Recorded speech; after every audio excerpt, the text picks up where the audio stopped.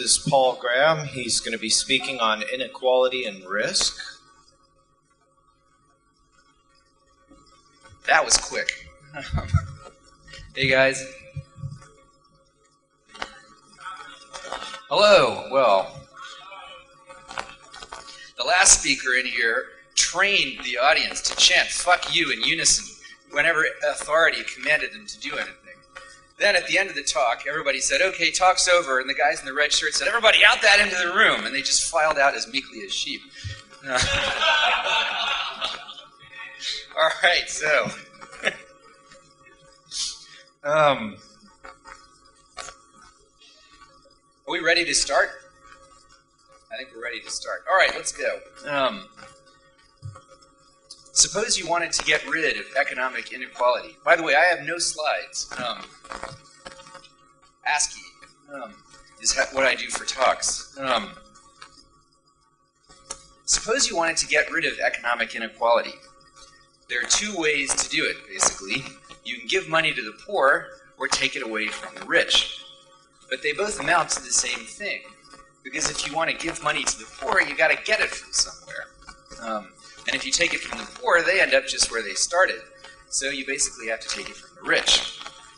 There is, of course, a way to make the poor richer without merely shifting money from the rich to them. You could make the poor more productive, for example, by giving everybody equal access to education. That is, instead of taking money from engineers and giving it to checkout clerks, you could enable the people who would have become checkout clerks to become engineers. Well, that works. That's an excellent strategy for making the poor richer. But the evidence of the last 200 years shows that it doesn't reduce economic inequality because it tends to make the rich richer too. If there are more engineers, then there are more opportunities to hire them and to sell them things.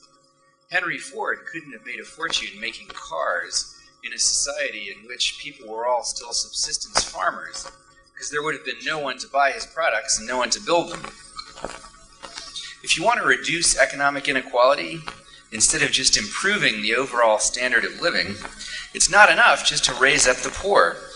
What if one of your newly minted engineers goes on to become the next Bill Gates? Economic inequality will be as bad as ever. Whoa, dudes. Yes, go ahead. Really? Can people not hear? Oh, God. This talk, inequality and risk. Are you guys in the wrong place? No, you are. I think you are. Am I? I'm where they brought me. No offense. Safe wrecking.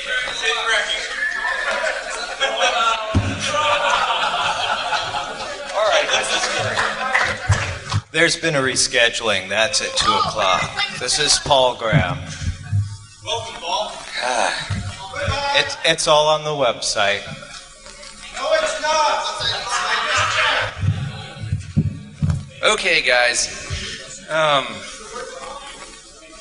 I was supposed to talk today, and then they switched me to yesterday, but they didn't tell me. So I look on the website yesterday to find out where the hotel is, and I'm astonished to discover I'm supposed to speak 4 hours before my plane arrives. So they put me in this slot today. I'm also not even in the printed thing. I'm on the website. There's a description of the talk. But let me tell you what the talk's going to be about. Sorry, what? What's the talk about? All right, I'll tell you what the talk's about, and you can tell me, you can decide if you want to hear it. All right? What did the abstract say? The abstract was about where's the right place to hack the connection between power and wealth. All right, so if that sounds interesting, there is no hardware component to this talk.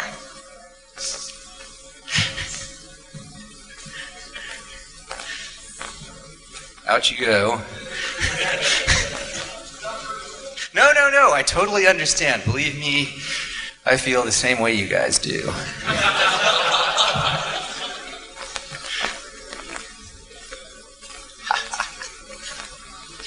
After these guys all leave. I'll tell you all the secret behind-the-scenes stories of the creation and launching of the internet worm of 1988. Just kidding. Robert would kill me.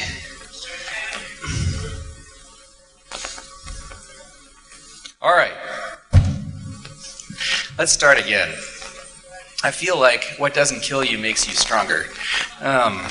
And in the speaker department, this is definitely one of those experiences. So, inequality and risk. Does everybody remember where we are? I'll start somewhat over. All right. Bill Gates. That's right.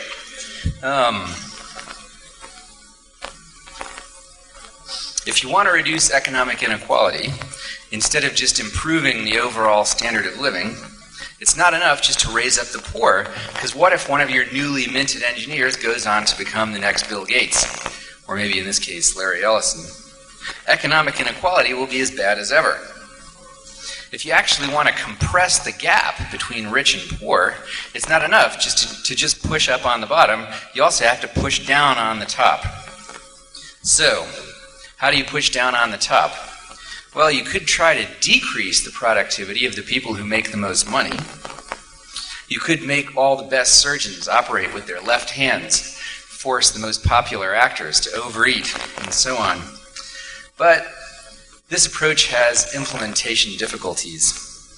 It seems like the only practical approach is to let people do the best work they can, and then, either by taxation or by limiting what they can charge, to confiscate whatever you deem to be surplus. So let's be clear what reducing economic inequality means. It's identical with taking money from the rich. When you transform a mathematical expression into a new form, you often notice new things about it. So it is in this case. Taking money from the rich turns out to have consequences you might not foresee when you phrase the same idea in terms of reducing economic inequality. The problem is risk and reward have to be proportionate. A bet with only a 10% chance of winning has to pay a lot more, in fact, somewhat more than 5 times more, than a bet with a 50% chance of winning. So if you lop off the top of the possible rewards, you decrease people's willingness to take risks. Transposing into our original expression, we get decreasing economic inequality means decreasing the risk people are willing to take. There are whole classes of risks that are no longer worth taking if the maximum return is decreased. One reason high taxes are so disastrous, as the English found in the 1970s, is that this class of risks includes starting new companies. Startups are intrinsically risky. That's just what the deal is. A startup is like a small boat in the open sea. One big wave and you're sunk. A competing product, a downturn in the economy, a delay in getting funding or regulatory approval, the loss of a big account, patent suit, changing technical standards, any one of these can sink you overnight. It seems like the odds of a startup succeeding are a little worse than 1 in 10, which is not very good. Our startup paid its first round of investors 36x, which meant, with current US tax rates, it made sense to invest in us if it seemed like we had a better than 1 in 18 chance of succeeding. That's probably roughly how we looked when we were a pair of nerds operating out of an apartment. If that kind of risk doesn't pay, venture investing as we know it doesn't happen. Now, that might be okay if there were other sources of capital for startups. So, for example, why not just have the government or some almost government organization like Fannie Mae be in charge of supplying venture capital for new companies? Well, I'll tell you why that wouldn't work. Because then you're asking the government or almost government employees to do the one thing they're least able to do: take risks. As anyone who's worked for the government knows, the important thing in the government is not to make the right choices. It's to make choices that can be justified later if they fail. If there's a safe option, that's the one a bureaucrat will choose. But that is exactly the wrong way to do venture investing. You want to take the most risky choices you can find if the upside looks good enough. VCs currently get paid in a way that makes them focus on the upside. They get a percentage of the fund's gains, and this is what enables them to overcome their understandable reluctance in investing in a company that seems to be run by a pair of college students. If VCs weren't allowed to get rich, they'd behave like bureaucrats. Without hope of gain, they'd have only fear of loss. And so they would make the wrong choices. They'd turn down the nerds in favor of the smooth-talking MBA in a business suit, because that choice would be easier to justify later if it failed. Even if you could somehow redesign venture funding to work without letting VCs get rich, there's another kind of investor you really can't do without: the startup's founders and early employees. What they invest is their time and ideas, but these are equivalent to money, as you can tell from the fact that the VCs, if forced, will grant the same status to sweat equity that they do to the equity they've paid for with cold cash. The fact that you're investing time and ideas doesn't change the ratio between risk and reward. If you're going to invest your time in something, you'll only do it if the payoff is proportionate to the risk. If large payoffs aren't allowed, you may as well play it safe. So, for example, most people who start startups do it with the hope that as a result, if it pays off, they'll end up much richer than they were before. So if your society has some kind of policy designed to prevent anyone from being much richer than anyone else, then unless your startup founders were before the only poor people in the country, your economic policy is going to be tending to prevent startups from even happening. Like many startup founders, I did it to get rich, not because I wanted expensive things, but because I wanted security. If I'd been forbidden to make enough from a startup to do this, I would have sought security by some other means. For example, by going to work for a big, stable organization from which it would have been hard to get fired. Instead of busting my ass in a startup, I would have tried to get a nice, low-stress job in a big research lab or tenure at a university. That's what everyone does in societies where risk isn't rewarded.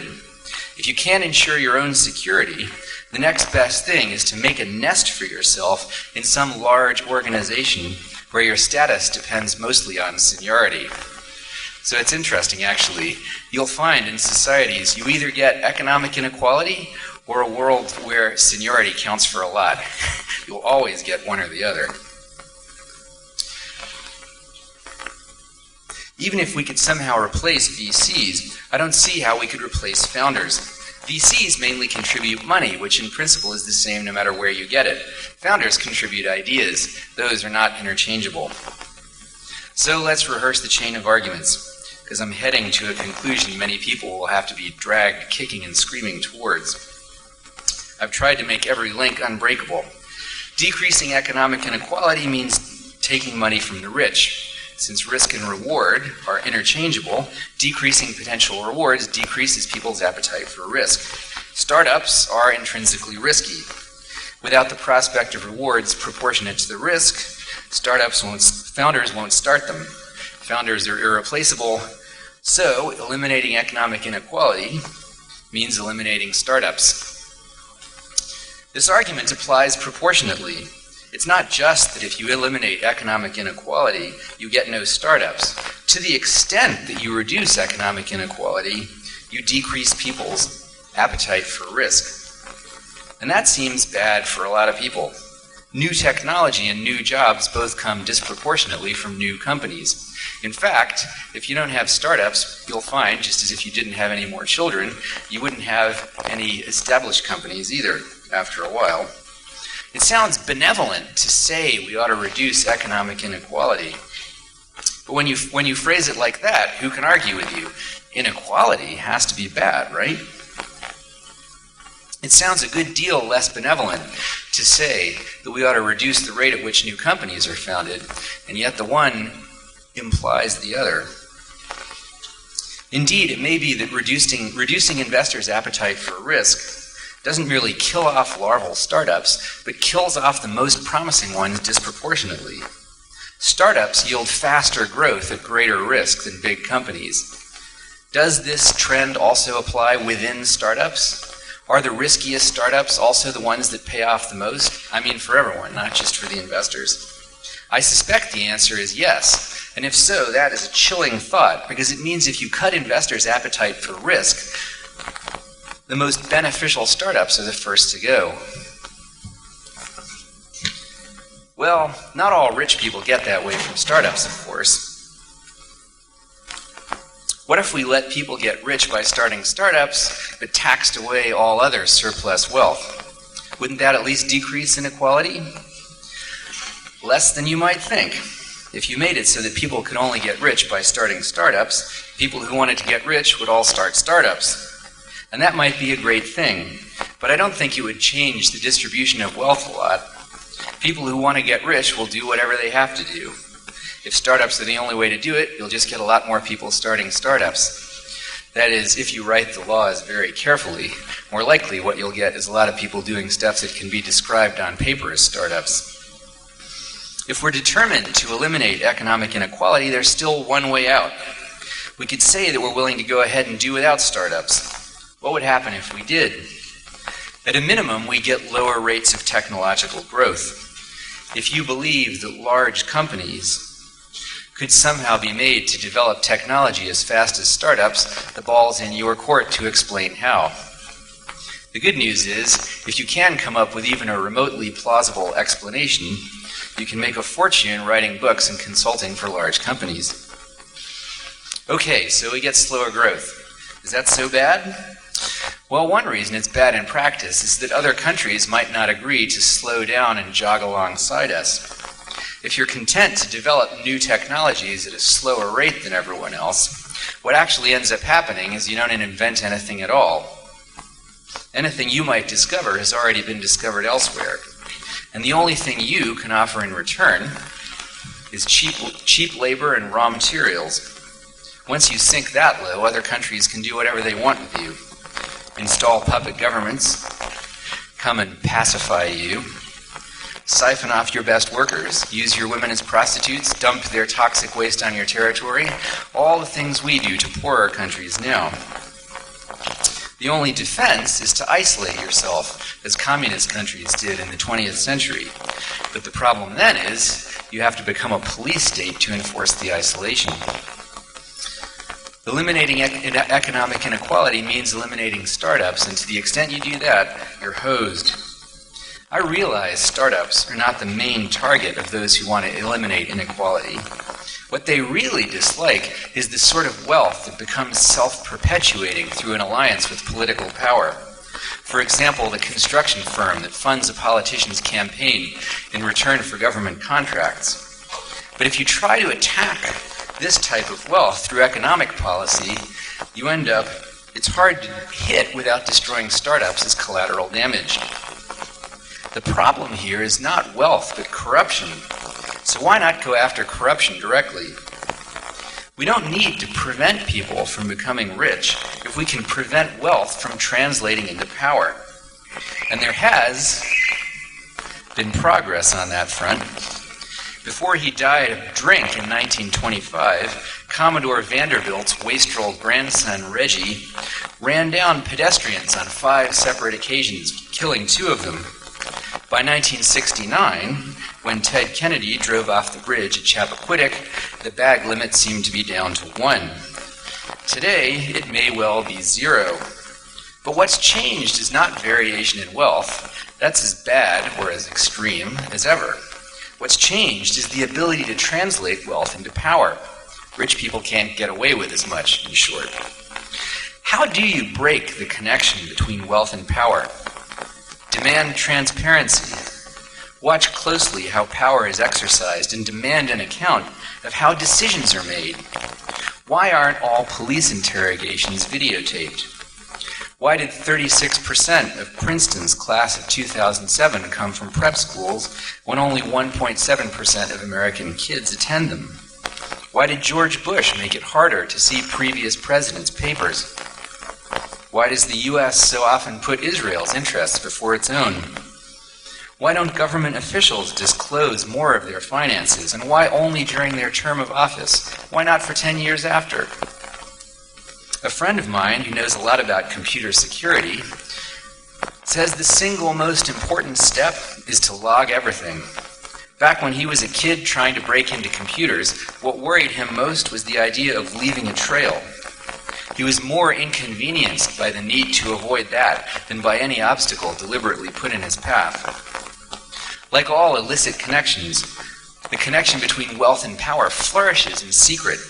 Expose all transactions, and you will greatly reduce it. Log everything. That's a strategy that already seems to be working, and it doesn't have the unintended side effect of making your entire country poor. I don't think many people realize there's a connection between economic inequality and risk. I didn't fully grasp it until recently. I'd known for years, of course, that if one didn't score in a startup, the next best alternative was to get a cozy research position somewhere where they couldn't fire you. But I didn't understand the equation governing my behavior. Likewise, it's obvious empirically that a country that doesn't let people get rich is headed for disaster, whether it's Diocletian's Rome or Harold Wilson's Britain. But I didn't till recently understand the role that risk played. If you try to attack wealth, you end up nailing risk as well, and with it, growth.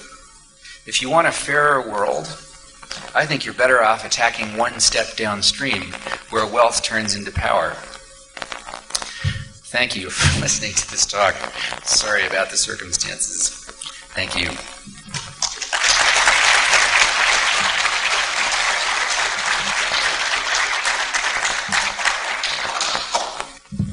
That was hair-raising.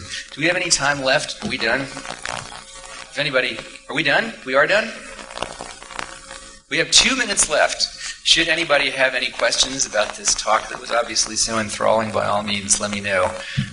Yeah. Before you even started talking about it, why do you want to redeem that best alpha goal or that Oh, the question is, why do you want to reduce economic inequality in the first place? Well, actually, I'm saying you don't have to. But a lot of people seem to think that it's a really bad idea. I mean, it's one of those things you see in newspaper stories, not as a statement, but as an axiom underlying the story. They say inequality has increased, as if this were ipso facto bad. And I think it's not necessarily. Yeah.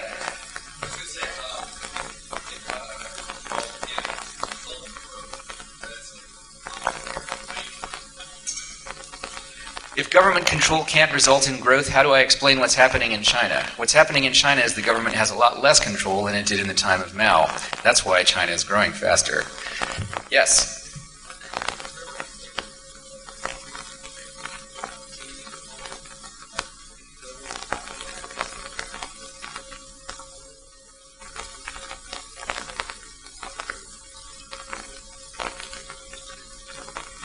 Oh, okay, that's an interesting question. How much collateral, how much should you have this sort of, I think what you're saying is, should you have this sort of Wild West economy where everybody can do what they want? Or would it be better to have some kinds of protections to,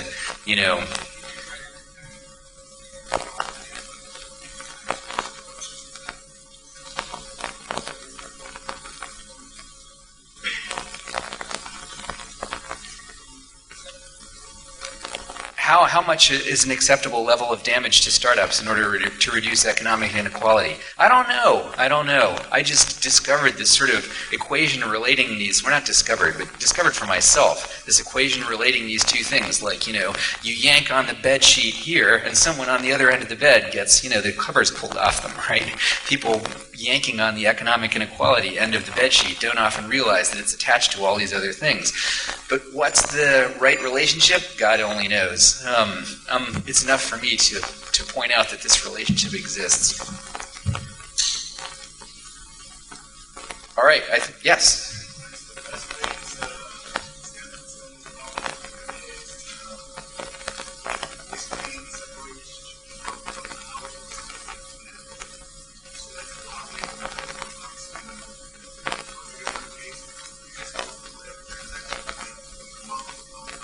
Well, for example, I think bloggers have put lit a bit of a fire under government that didn't used to be there before.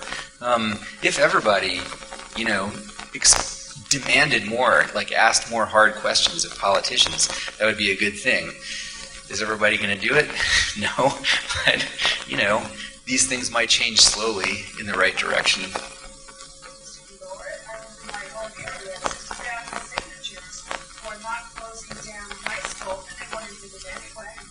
Would the politicians just ignore you? Well, they'll try. But look what happened in Northern Ireland. I just read recently that an analyst looking at what was happening in Northern Ireland said basically the people got tired of the violence and the politicians were forced to go along with them. That bumper sticker, if the people lead, the politicians will follow. I definitely agree with that one. All right, we are done. Thank you very much. Sorry about the strange circumstances.